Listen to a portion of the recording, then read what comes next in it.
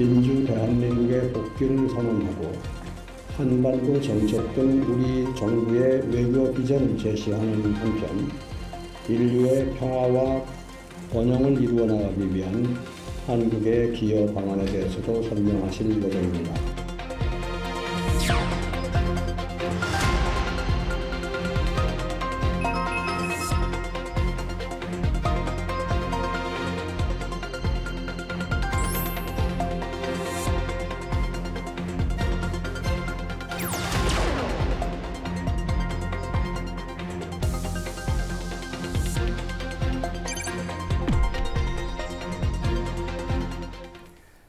미국 동부 현지 시간 22일부터 제80차 유엔 총회가 시작됩니다. 이재명 대통령이 유엔 총회에 참석하기 위해 오늘 출국하는데요. 이 대통령은 유엔 기조연설에서 글로벌 책임 국가로 역할을 제시하고 또 한반도 비핵화 등 대북 메시지도 내놓을 것으로 전망됩니다. 이번 유엔 총회에서 한국 정상으로는 처음으로 유엔 안전보장이사회 공개 토의도 주재하는데요. 서울 스튜디오 연결해 자세한 내용 알아보겠습니다. 차윤주 앵커. 네, 대담 이어가겠습니다. 이재명 대통령의 유엔 총회 참석 주요 일정, 정한번 국정기획위원회 외교안보 본과 위원과 함께 미리 전망해 보겠습니다. 안녕하십니까? 예, 안녕하십니까? 네, 현지 시간 22일부터 열리는 유엔 총회 참석을 위해서 이재명 대통령 한 달 만에 미국 뉴욕으로 향합니다. 먼저 이번 방문 의미부터 짚어주실까요? 예, 뭐 잘 아시겠습니다만 유엔이라고 하는 기구는 이제 인류가 가진 국제기구 중에서 역사상 가장 큰 국제기구고요. 회원국만 하더라도 193개국의 회원국들이 있습니다. 우리는 유엔에 대해서 많은 관심들을 갖고 있는데 역사상 우리나라는 사실 유엔에 가입하기 위해서도 큰 아픔이 있었거든요. 예. 분단국이기 때문에 북한과 남한이 모두 서로 비토를 놔서 유엔에 가입 못하다가 90년대 들어와서 처음으로 이제 우리가 양국이 유엔에 가입을 했거든요. 네. 이런 그 아픈 경험을 가지고 있던 유엔에서 우리 대통령이 이번에 이제 안보리의 의장국으로서 안보리 회의를 주재를 하게 되고요. 또 이번에 지난번에 우리 그 워싱턴에 가서 미국과 양자 협의를 하지 않았습니까? 예. 이번에 이제 다자무대, 세계 최대의 다자무대에 복귀한다라고 하는 점에서 아주 큰 의미가 있는 것 같습니다. 예. 그럼 이번 유엔 총회의 구체적 일정에 대한 위성락 안보실장의 브리핑 듣고 오겠습니다. 9월 23일에는 유엔 총회 고위급 회의 기조연설을 하십니다. 이 대통령은 기조연설을 통해서 민주 대한민국의 복귀를 선언하고 한반도 정책 등 우리 정부의 외교 비전을 제시하는 한편 인류의 평화와 번영을 이루어 나가기 위한 한국의 기여 방안에 대해서도 설명하실 예정입니다. 대한민국 대통령으로서는 최초로 안보리 공개 토의를 주재하실 예정입니다. AI와 국제평화 안보를 주제로 개최되는 이 회의에서 이 대통령은 모두의 AI 기조하 국제사회의 평화 안보, 번영을 위한 공동의 대응 논의를 주도하실 것입니다. 유엔 창설 80주년이자 해방 80주년인 올해 유엔 총회 무대에서 글로벌 책임 강국으로서 평화, 개발, 인권 의제에 기여하고 있음을 부각시키고자 합니다. 네, 이재명 대통령은 트럼프 대통령과 같은 날인 23일에 기조 연설을 할 예정이고요. 내용은 민주주의 복귀 선언 그리고 외교 비전 담는다고요? 예, 뭐 앞서도 말씀드렸습니다만 우리는 과거에 유엔에 가입하기 위해서 몸부림치던 시절이 있었습니다. 네. 그런데 이제 그때만 하더라도 우리나라가 선진국의 대열에 들지 못했었죠. 지금은 이제 우리가 일개 단순한 회원국이 아니라 글로벌 책임 강국으로서 면모를 보여주고자 하는 그런 시기에 와 있고요. 이번에 이제 우리 대통령께서 참석하면서 이 시대의 화두가 되고 있는 AI, 인공지능에 대해서 이제 처음으로 연설을 하게 되고요. 이를 통해서 우리가 기여할 수 있는 국제 평화와 안보에 대한민국이 기여할 수 있는 그런 비전들도 이제 제시를 하게 됩니다. 물론 우리의 전통적인 관심사인 한반도의 문제들, 한반도 비핵화의 문제, 그리고 평화의 문제 이런 문제들도 이제 얘기를 하실 건데요. 단순히 그런 우리 국가의 문제를 넘어서서 세계 정세의 지도국가로서의 면모를 보이기 위한 글로벌 책임 강국이라고 하는 화두를 가지고 이번에 연설에 임하게 될 것 같고요. 그렇게 하다 보면 아무래도 이제 우리가 한반도에 묶여 있는 국가가 아니라 세계의 리더 국가 중에 하나가 될 수 있다. 이런 이미지를 세계 각국 지도자들에게 줄 수 있지 않을까 이렇게 생각이 됩니다. 예, 보통 역대 대통령들은 기조연설에서 한반도 평화를 강조했는데요. 앞서 이재명 대통령이 BBC와 했던 인터뷰가 공개가 됐습니다.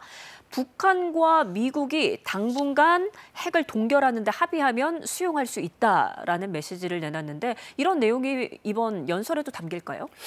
글쎄요, 이번 연설은 당연히 우리 이 대한민국이 그동안 한동안 굉장히 어려운 상황을 겪었었는데 예. 민주주의의 리더 국가라는 것을 다시 한번 각인시키는 자리가 될 것이고요.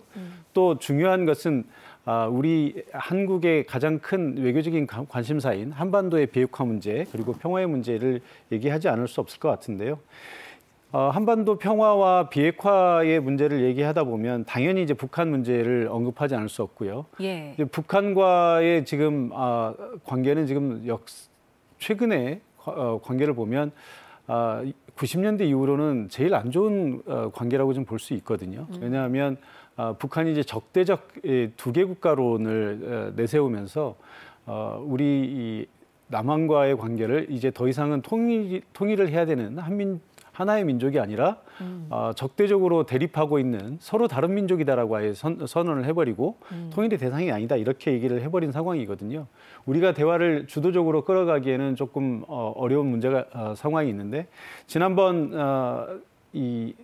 이재명 대통령과 트럼프 대통령의 회담에서 나왔던 것처럼 미국에게 우선 피스메이커의 역할을 부여를 하고 예. 우리는 페이스메이커의 역할을 하겠다 이렇게 말씀하시지 않았습니까? 예. 그래서 당연히 가능하면 우리가 지금 북한과의 대화를 먼저 끌어갈 수 없는 상황이기 때문에 미국이 먼저 대화의 물꼬를 터줬으면 좋겠다 이런 생각을 가지고 있는 것이고요.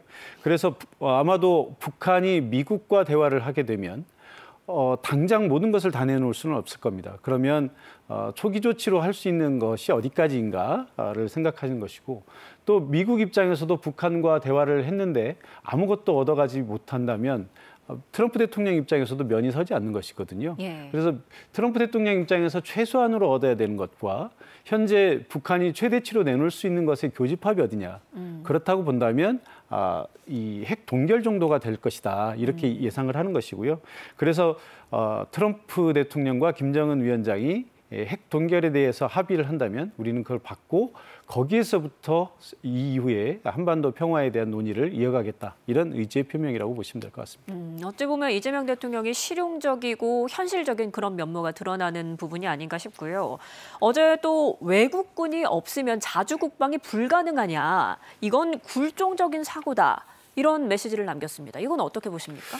예, 사실 자주국방이라고 하는 화두는 오래된 것입니다. 그러니까 이게 사실은 오래된 화두일 필요도 없는 것이고요. 어느 나라나 자기 스스로 자기를 방어할 수 있는 능력을 가져야 되는 것은 너무 당연한 이치 아니겠습니까? 예. 이것이 없다면 참 수치스러운 것이죠.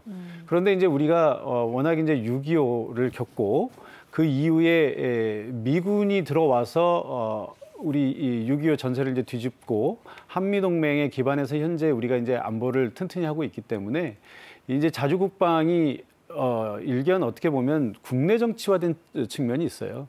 그렇지만 사실 이 박정희 대통령이 이 자주국방의 화두를 처음으로 꺼낸 분이거든요. 그렇죠. 그래서 그때는 이제 자주국방을 당연히 우리가 당연시했는데 그 이후에 우리가 이제 핵 개발에 대한 논란도 있었고요. 또 주한미군과 관련된 문제 그리고 또 이 국내 정치적으로 군부 독재 이런 문제들과 이제 여러 가지로 얽히다 보니까 이 자주국방이라고 하는 화두를 국내 정치에 악용하는 이제 그런 프레임이 좀 걸렸었던 거고요. 예. 그게 이제 노무현 대통령 때 와서 자주국방을 얘기하면서 이게 이제 진보와 보수의 대립 국면으로 들어갔었는데 사실 이 자주국방이라고 하는 건 그렇게 국내 정치적으로 논란이 될 만한 화두가 아니거든요. 예. 당연히 우리가 우리의 능력으로 우리를 방어할 수 있는 능력을 얘기하는 것이기 때문에 그런 프레임에서 보는 것은 적절치 않고요.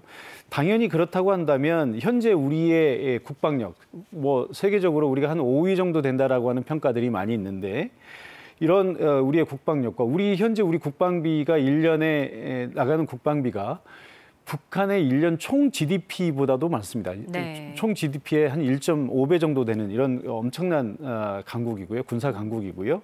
또 방산의 관점에서 보면 우리가 지금 세계 6대 방산국, 앞으로 지금 우리가 4대 방산 강국을 내다보고 있는데 우리 스스로 이 첨단 무기를 만들어서 우리가 쓰는 것을 넘어서 이제 해외 각국에 지금 우리가 팔고 있다는 얘기거든요. 예. 그런데 우리가 자주 국방을 하지 못한다는 얘기는 사실은 굉장히 큰 난센스인 거죠. 그래서 이 대통령께서 그 말씀을 하신 것 같고요.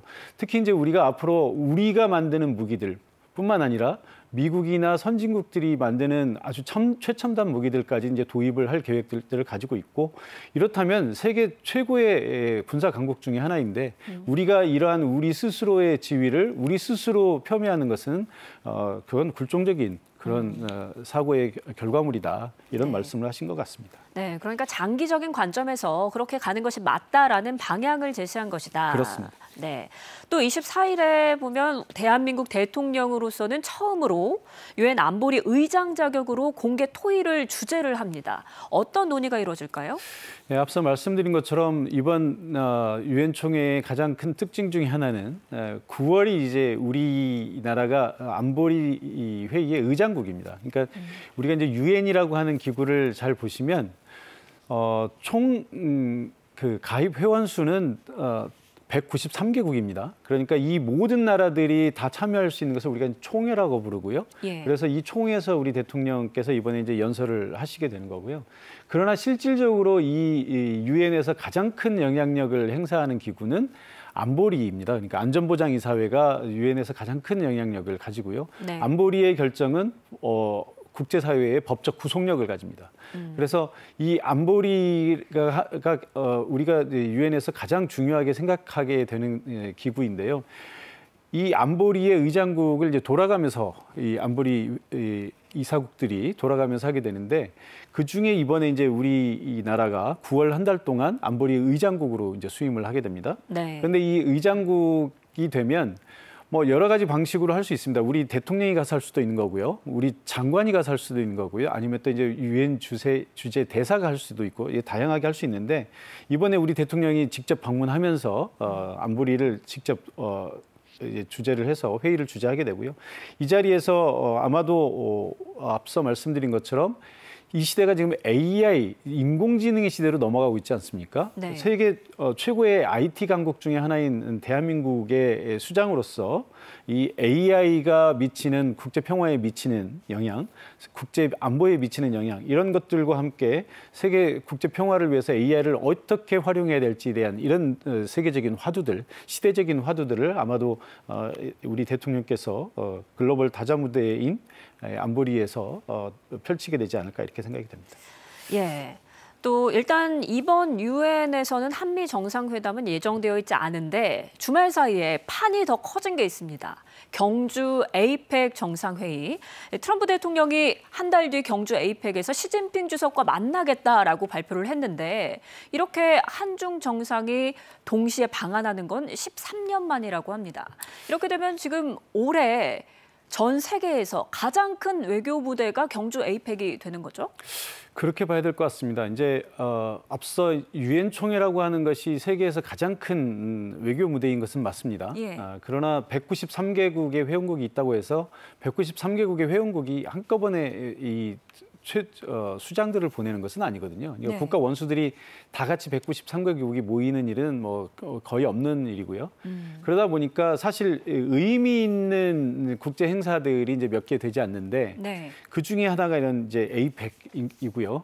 사실 지난 몇 년간을 되돌아보면 미국과 중국의 전략 경쟁이라고 하는 과정 속에서 미국을 중심으로 한 서방 국가들, 그리고 이번에 이제 중국의 전승절 행사, 얼마 전에 있었던 행사에서 우리가 잘 보지 않았습니까? 네. 중국과 러시아와 같은 이런 또 다른 그룹의 이 국가들, 이게 이제 분리돼 있기 때문에 이런 그 대립 구도가 지금 형성이 돼 있단 말이죠. 네. 그래서 이 양측의 지도자들이 다 같이 만나는 기회들이 많지 않습니다. 예. 그런데 이제 에이펙 같은 경우는 사실 어떤 진영의 이런 회의가 아니고 지역 중심 회의다 보니까 네. 미국과 중국의 정상이 한 자리에서 만날 수 있는 그런 기회가 펼쳐지는 것이고요. 아마도 이 자리에서 미중 간에 지금 굉장히 중요한 문제들이 아마 논의가 되지 않을까 싶습니다. 지금 미중 간의 전략 경쟁 속에서 서로 대립이 되고 있는데 그동안의 대화가 거의 없었어요. 네. 그런데 이번에 이제 만나서 미중이 다시 화해하는 협력의 방향을 조금 모색해보는 이런 자리가 될 것 같고요. 그중에 지금 트럼프 대통령이 중국을 향해서 던져놓은 몇 가지 화두들이 있는데 그게 이제 무역, 펜타닐 문제 그리고 틱톡이라고 하는 우리가 잘 쓰는 앱이 있지 않습니까? 예. 이 틱톡이 중국 앱인데 이것을 미국에게 팔라고 트럼프 대통령이 그동안 계속 압력을 했었고요. 그래서 네. 지금 이제 미국에서 서비스를 제공하는 틱톡은 아마도 이제 미중 합작법에 의해서 미국 주도로 움직이게 되는 이런 합의가 나오지 않을까 싶은데 이것이 아마 이번 회담에서 가장 중요한 이슈가 되지 않을까 싶습니다. 네, 그럼 이 초강대국 사이에서 우리는 이 자리를 어떻게 최대한 활용을 해야 할지 이 부분이 관심 아니겠습니까? 예, 그렇습니다. 이게 미중 정상이 한 자리에 모이는 흔치 않은 행사고요. 또 이런 국제적인 큰 외교 무대가 바로 우리나라 대한민국의 경주에서 이루어진다는 것이죠. 그래서 이 두 나라의 세계 최고의 G2의 정상들이 만나는데 그 가교 역할을 우리가 할 수 있다라는 것은 굉장히 외교적인 메리트가 있는 것이고요. 네.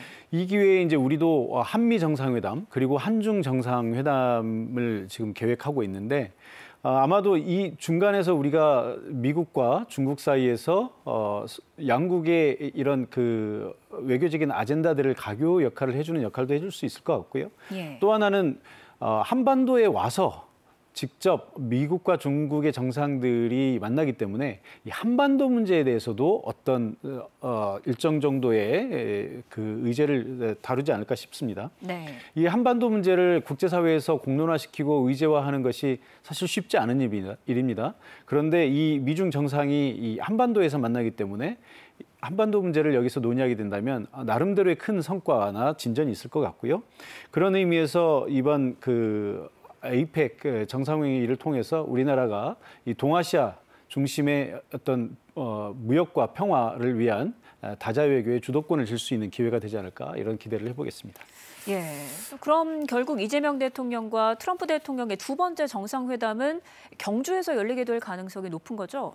그렇습니다. 그러니까 이번 사실 유엔 총회에 우리 이 대통령이 이제 방문을 하고 총회에서 연설을 내일 하게 되지 않습니까? 예. 트럼프 대통령도 내일 유엔 총회 연설이 있습니다. 그래서 뭐 그 자리에서 즉석에서 만나서 어떤 조우를 한다든지 아니면 약식 회담을 할 가능성이 전혀 없다고 배제할 수는 없겠습니다만 네. 사실 의미 있는 회담을 하기는 쉽지 않거든요. 우리 대통령 일정도 빡빡하고 트럼프 대통령 일정도 빡빡할 것이기 때문에 그리고 이제 얼마 전에 이제 한미 간의 정상회의에서 여러 가지 이슈들이 있었고요. 또 지금 우리 이제 관세와 관련해서 미국과 복잡한 지금 상황이기 때문에 이런 문제들을 풀어야 되는 시간이 좀 필요합니다. 그래서 네. 지금 유엔 총회에서 만나서 얘기를 하는 것보다는 아무래도 APEC 정상회담에서 만나서 회의를 하는 것이 조금 더 양국 정상들 간에 좀 실무적인 회담을 할 수 있는 시간도 좀 벌고요. 또 우리나라가 아무래도 안방에서 하는 회담이기 때문에 우리한테 조금 더 편한 면도 있을 것 같습니다. 그래서 아마도 이 트럼프 대통령이 한국에 직접 오시게 되면 뭐 문재인 대통령 때 트럼프 대통령이 한국에 오지 않았습니까? 네. 그때 이 주한미군 기지를 가서 보고 매우 놀라는 반응을 좀 보였었고요. 이렇게 엄청난 기지가 미군 기지가 해외에 있다는 것을 보고 굉장히 놀란 표정도 지었고 또 그 이후에는 판문점에서 김정은 위원장과 만나는 네. 남북미 정상이 한 자리에 모이는 아주 흔치 않은 세계사의 정치 이벤트들을 만들어냈었는데 그랬죠. 아마 그런 기억들을 떠올리면서 한반도 평화에 대한 어떤 좀 진전된 생각을 좀 하게 되지 않을까 이런 기대를 해보겠습니다. 네. 또 이번 유엔 총회를 계기로 각국 정상과의 양자 회담도 이렇게 연이어 개최될 예정인데요. 외교 지평이 아무래도 더 확대될 것으로 보이죠? 그렇습니다. 이 유엔이라고 하는 기구가 세계 모든 국가들이 참여한 다자 외교의 제일 큰 무대이기 때문에 이 자리에서는 무슨 일도 가능합니다. 그러니까 우리 대통령이 총회에 가 있는 동안에 외국 정상들과 만나게 되면 뭐 즉석에서 회담을 할 수도 있고요. 또 미리 조율된 회담을 할 수 있는데 지금 미리 조율된 회담들만 하더라도 프랑스, 이탈리아, 우즈베키스탄, 체코, 폴란드 이런 5개 국가들이 있습니다. 이 5개 국가들의 의미가 특히 이제 체코와 폴란드는 우리 이 방산 현재 우리가 경제 성장의 어떤 그 핵심 포인트 중에 하나로 잡고 있는 방산과 관련해서도 아주 중요한 나라들이고요. 또 프랑스와 이탈리아도 역시 최근에 우리 이제 방산이 동유럽 국가들에서 이제 서유럽까지 확장되는 그런 추세를 보이고 있거든요. 네. 이게 이제 트럼프 대통령이 이 EU 국가들에게, 나토 국가들에게 방위비를, 국방비를 5%까지 올려라라고 하는 이런 압력을 넣으면서 이제 유럽의 국가들이 이 국방비를 늘려야 되는 상황에 있습니다. 네. 또 그런 한편에 미국의 어떤 압력에 대한 그 유럽 국가들의 반발이 있어서 사실 미국의 F-35 같은 그 비행기를 나토 국가들이 도입하려던 계획을 이제 재검토하는 상황까지 갔거든요. 그런 상황에서 대안으로 등장한 것이 이제 우리 방산 기업들입니다. 그리고 우리 이 무기들, 최첨단 무기들이 지금 미국, 유럽에서 예. 굉장히 이제 호평을 받고 있고 주목을 끌고 있기 때문에 이런 유럽의 지도자들과 만나면서 아마도 우리 한반도의 평화에 대한 지지, 또 이런 우리 방산 업계 그리고 우리 최첨단 무기들에 대한 구매 이런 것들에 대한 세일즈 외교가 동시에 이루어지지 않을까 이렇게 생각이 됩니다. 네, 또 이재명 대통령의 이번 뉴욕 방문에서 주목되는 일정이 있더라고요. 미국 금융사들과 투자 행사도 열리고요. 월가 거물급의 인사를 만나서 국내 투자를 요청한다라고 하는데 이건 어떤 의미가 있을까요? 예, 보통 이제 우리 대통령이 뉴욕을 방문하게 되면 워싱턴과는 좀 다른 일정을 짭니다. 예. 워싱턴은 미국 정치의 수도죠. 미국의 정치 수도이기 때문에 미국 대통령과 회담을 하고 또 미국 의회 지도자들을 만나고 또 우리 교민들을 만나는 이런 정도의 정치와 관련된 행사들을 위주로 판을 짜게 되는 반면에 네. 뉴욕은 미국 영토에 있습니다만 사실상 세계 정치의 수도이고 세계 경제의 수도 아니겠습니까? 이게 뉴욕에 가게 되면 아무래도 다자 외교에 집중을 하게 되고요. 또 경제 외교에 집중을 하게 되는데 이번에 이제 그 우리 대통령이 만나게 되는 사람 중에 하나가 세계 투자 펀드 회사의 가장 큰 투자 펀드 회사 중에 하나인 블랙록이라고 하는 회사가 있습니다. 여기 이제 이 회장을 만나면서 아마도 우리 한반도에 대한 한국에 대한 투자의 그 좀 어떤 투자 촉진을 위한 이런 요청을 하게 될 가능성이 높습니다. 예. 이 블랙록이라고 하는 회사가 어느 정도 회사냐면 거의 1경원의 돈을 투자를 하는 이런 회사로 알려져 있고요. 네. 사실 우리나라에도 엄청난 그 돈을 이미 투자를 하고 있는데 뭐 예를 들면 그 우리가 잘 아는 뭐 애플이라든지 그다음에 엔비디아 그리고 우리나라의 삼성전자 이런 회사들도 지금 이 블랙록이 엄청난 규모의 금액을 투자하고 있기 때문에 대주주의 지위를 가지고 있습니다. 그래서 이런 대규모 펀드 회사와의 협력을 통해서 앞으로 대한민국에 투자를 하게 되면 어떤 이점이 있는지 이런 것들을 잘 설명을 하게 될 거고요. 또 현재 우리가 IT 강국에서 또 세계 AI 강국으로 도약을 위한 우리 준비를 하고 있는데요. 네. 우리 지난번 우리 국정기획위원회에서도 이런 AI 강국으로 도약하기 위한 여러 가지 우리 국정과제들을 만들었습니다. 이런 것들을 아마 설명을 하면서 대한민국 투자에 대한 호의적인 반응을 이끌어낼 가능성이 높고요. 네. 그렇게 된다면 우리가 그동안 한국하면 떠올렸던 코리아 디스카운트, 그러니까 남북 분단 이런 갈등으로 인해서 우리가 그동안 한국의 주가나 이런 것들을 보면 비슷한 주변국들에 비해서 현저히 낮아요. 그러니까 네. 이런 코리아 디스카운트를 이번에 털어내고 이제는 코리아 프리미엄의 시대로 나아가려고 하는 그런 모습을 보여줄 것으로 예상이 됩니다. 네, 그런가 하면 북한은 이번 유엔 총회에 차관급 인사를 파견한다고 합니다. 무려 7년 만인데 요즘 북중러가 밀착 행보를 보이고 있지 않습니까? 북한이 다자 외교에 자신감이 좀 붙은 걸까요? 그렇다고 봐야 되겠죠. 아마도 이 북한 입장에서도 보면 사실 올해가 굉장히 이 외교적으로 어떤 분기점이라고 볼 수 있습니다. 지난 몇 년간 북한이 외교 무대에서 사라졌었고요. 또 여러 나라들과의 안 좋은 관계를 맺었었고 그 결과로서 우리가 지금 이제 처하고 있는 적대적 두개 국가론을 들고 나왔는데 네. 사실 국제사회의 제재뿐만 아니라 미국과의 하노이 회담이 실패했었고요. 또 그런 와중에 국제사회의 제재로 중국도 북한에 대한 그 어떤 지원을 좀 끊었었고요. 또 한국에서 윤석열 정부의 대북 강경 정책으로 남한과의 관계도 안 좋아졌습니다. 네. 그런데 이제 올해에는 여러 가지 북한의 변화가 생겼거든요. 첫째는 뭐 이게 좋은 얘기는 아닙니다만 우크라이나 전쟁을 계기로 해서 러시아를 지원하고 또 그로부터 러시아로부터 지원을 끌어내면서 일단 북한이 이 외교적으로 정치적으로 또 경제적으로 강력한 후원 국가인 러시아를 만들었습니다. 예. 그를 배경으로 해서 이번 전승절을 계기로 해서 북한은 항상 이렇게 이제 그 레버리지 외교를 하는데 이 러시아와의 관계 개선을 통해서 중국을 자극하고 그래서 중국으로부터의 협력을 이끌어내서 이번에 이제 전승절 행사에서 시진핑, 푸틴과 함께 나란히 이 천안문 막루에 올라서는 이런 외교적인 성과를 거뒀죠. 네. 그런데 약간의 자신감이 생긴 거고요.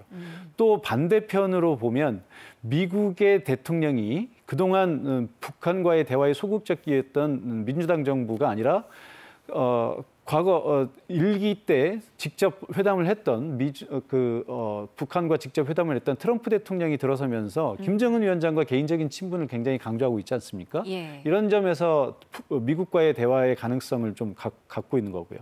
또 우리 남쪽에서도 이제 민주정부가 들어섬으로써 북한에 대한 강경 일변도의 대결 정책이 아니라 대화와 평화를 우선으로 하는 이제 정책을 펼 가능성이 높아졌기 때문에 네. 김정은 위원장 입장에서는 어떤 다자 무대에 복귀하는 그런 이점이 좀 있다고 보고요. 또 아마도 이를 통해서 미국과의 어떤 그 대화의 가능성 이런 것들을 좀 분위기를 엿보는 그런 계기가 되지 않을까 이렇게 생각이 됩니다.